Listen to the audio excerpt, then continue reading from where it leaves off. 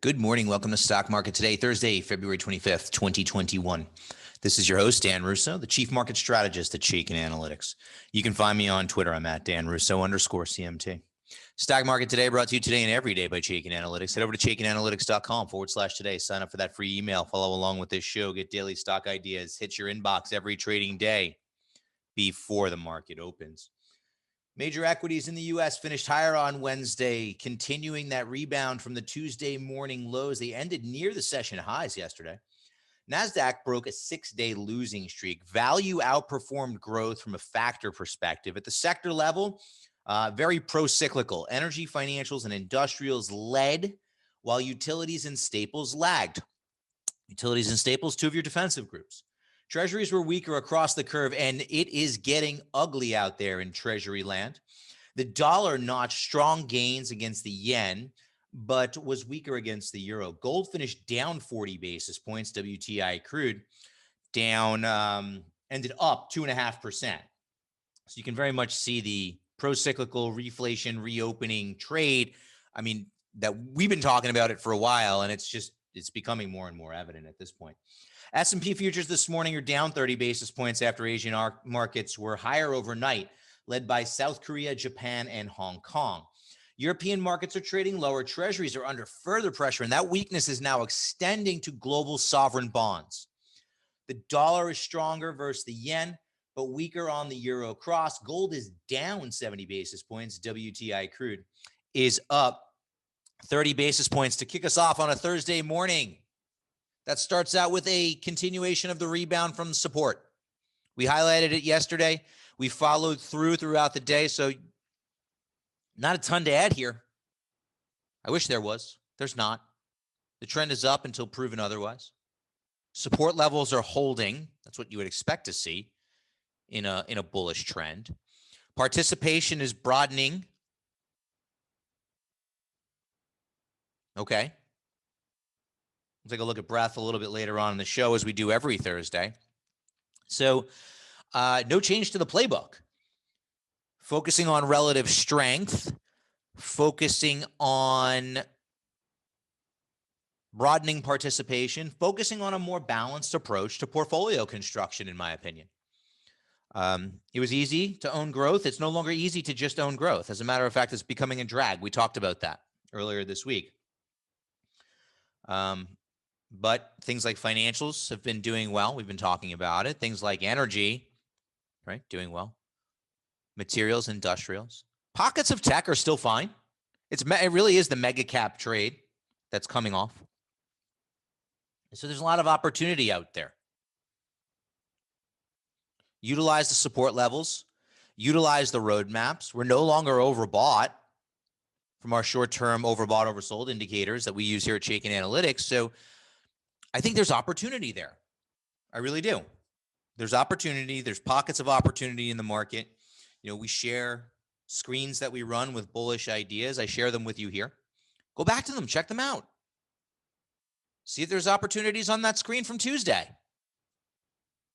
Be pretty compelling. Let's hit our market in a minute. What are we writing about in our note today?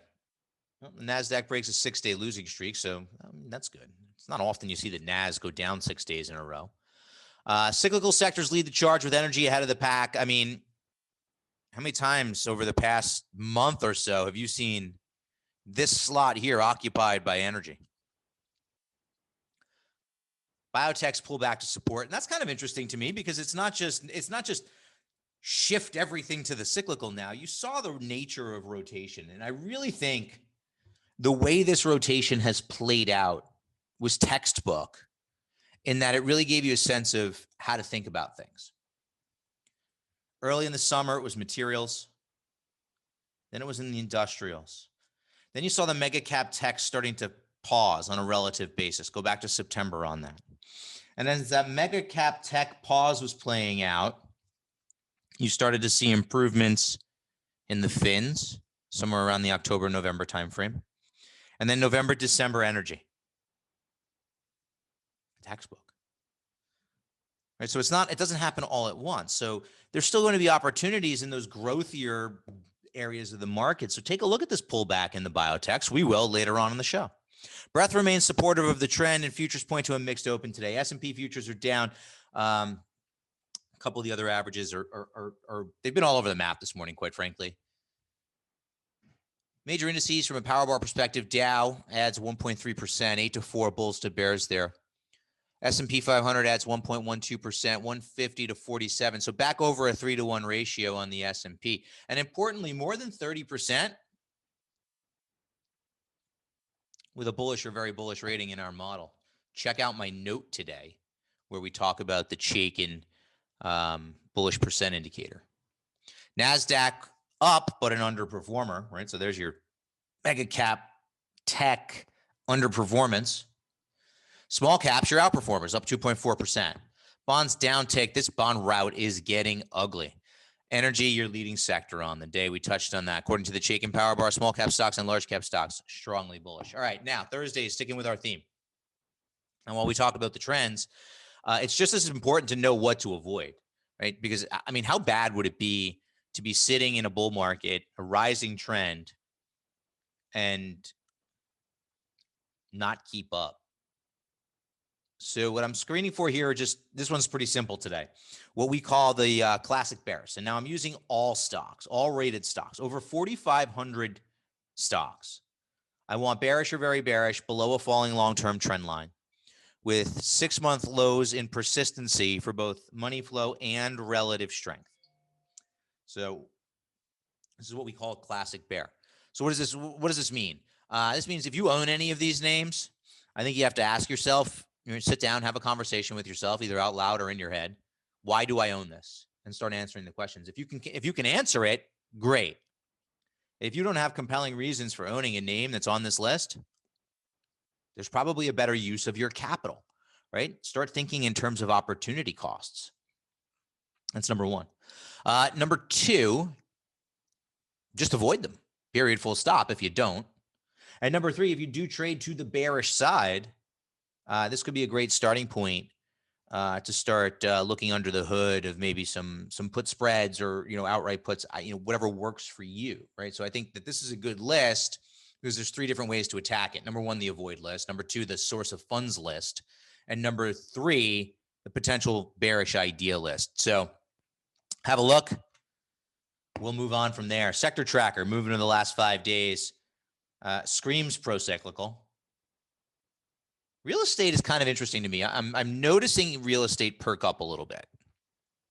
It's not something that I'm willing to run out and grab just yet. And what I'm wondering is the rout in treasuries forcing people into things like REITs for the yield? I don't know. Certainly, we're seeing people go further out on the risk spectrum in credit. I touch on that in my note today. So if you're not taking the 14-day trial, you definitely should, because I touch on all of this stuff. Middle of the road, comms, staples, healthcare, tech, discretionary, Utes at the bottom of the list. Now we want to see tech pick up, right? We want to see a board like we saw earlier last week, a lot of green with the defensives at the bottom. We don't have it right now. Market doesn't care what we want. Market gives us what we get. It's our job to make the best of it. So that's what we're going to do here. Taking a look at our industry in focus, telecom services. Past 6 months been an outperformer by about 11.5% and has a strong power bar ratio at 11 to 7. 16 of 21 subsectors. Adtran, Netgear, and Liberty Latin America. Lilac, I like that. There's so many of these Liberty stocks out there. John Malone, fascinating character. If you ever get a chance to read about him, you most definitely should. But, we'll take a look at XTL here on the chart. Adtran, actually, I was looking through some of these stocks, and Adtran actually looks kind of interesting from a technical setup, a little pullback, and then starting to run higher a little bit. But take a look at XTL here. Bullish fund, strong trend. Nice little pullback to the lower band, above a rising long-term trend line for an outperforming area of the market. So bullish, outperforming, working towards oversold, bullish, money flow, nice check back here. I'm looking for ideas. I think you could think about looking at something like XTL and its 11 bullish stocks for potential opportunities. I mean, why not? It's a nice thought process. you maybe look at names. There's some interesting names in there. Ad-Trend, as I said, kind of looks compelling from a setup standpoint. If you're looking for potential ideas, I think that's interesting. Netgear's chart looks exactly like XTL, which is kind of interesting as well. So, a lot going on. Let's take a look at what's trending now. Yesterday's S&P 500 movers and shakers, gainers and losers. Norwegian reports today. Didn't see anything company specific yesterday, but all part of the same theme. Mosaic, part of that ag tech theme, right? Times have you heard me say the word agricultural commodities and agricultural equities? And Mosaic is a very bullish stock that was up 8.7% yesterday after reporting sales and volume numbers. United, no news, but part of the opening trade. Boeing rebounds, up 8%. Oxy reported earnings, part of energy. Also, Oxy's interesting. I wish I had this one. I was looking at this one when it was $12 and just couldn't. I never got there. Shame on me. But Carl Icahn is the activist in the name. So the activist plays are always interesting to me. I always like to read up on those. It's a slightly different approach. Obviously, it's not purely technical. And oftentimes, if there's an activist in there, the fundamentals are a train wreck. But take a look at names, high profile names that get activist activity. That's always interesting to me. So, Dan Loeb look at what Dan Loeb has done since, look what Disney has done since Dan Loeb got in there. And then more recently, Intel, INTC. On the loser side of the board, Verisk earnings down 9%. Lowe's earnings did catch an upgrade today. Leidos earnings. eBay, no news. PNW earnings to take those stocks lower. Let's touch on breadth metrics. Still healthy from a long-term trend perspective and an intermediate-term trend perspective. Now, my friend Dave Keller, who many of you StockCharts viewers will know, has been talking a lot about this divergence here. And in fairness, we've mentioned it in our notes as well. There is a divergence on the 50-day, and you're starting to see some slight divergences on the longer term, where the index, the S&P 500, is making higher highs, but these are not confirming. Right now, I think that's something to be aware of, be mindful of. Divergences need to be confirmed. So far, I'm giving weight to the trend. I'm giving weight to the fact that a healthy majority are in long-term uptrends across timeframes, whether it's the 20-day, which is not shown here, the 50-day in the middle, or the 200-day on top. And then add to that the fact that the advanced decline line is trading to new highs. So I want to be mindful of the divergence that's out there. So what does that be? To me, being mindful of the divergences would be knowing your levels on the different indexes and saying to yourself, okay, if these break down, these divergences are being confirmed. Am I seeing confirming data points in other areas of the market?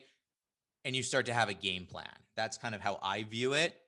And I think that's interesting. But yeah, we're mindful of them. But to me, over 60%, healthy majority. Biotechs reach key support levels, and these are not just on an absolute basis. Take a look. The bottom of the chart is important to me here as well. So IBB checks back to the 50-day, creates a hammer pattern on Tuesday, follows through to the upside yesterday. We're above the rising 200-day moving average. The Chaikin Power Gauge ETF rating on IBB is bullish. We're working towards oversold levels. I'm using a 13-period CCI here. And take a look at IBB relative to the S&P. Checking back to the breakout level. If IBB is going to work, it's going to work from here. Might make sense from a setup perspective. And then finally, I've been a table pounder on commodities, but I want to be kind of open-minded and objective. That's an 88 RSI reading into resistance, so something to be mindful of. That'll wrap us up. Take us for that test drive. I'm back tomorrow. Hey, Grayson Rose here with StockCharts. Thank you so much for watching. I hope you enjoyed that video. If you did, consider giving it a like down below, maybe leave us a comment, and if you're new to the channel, you can subscribe at the link up above. We're gonna bring you daily content from an incredible collection of technical analysts and financial experts.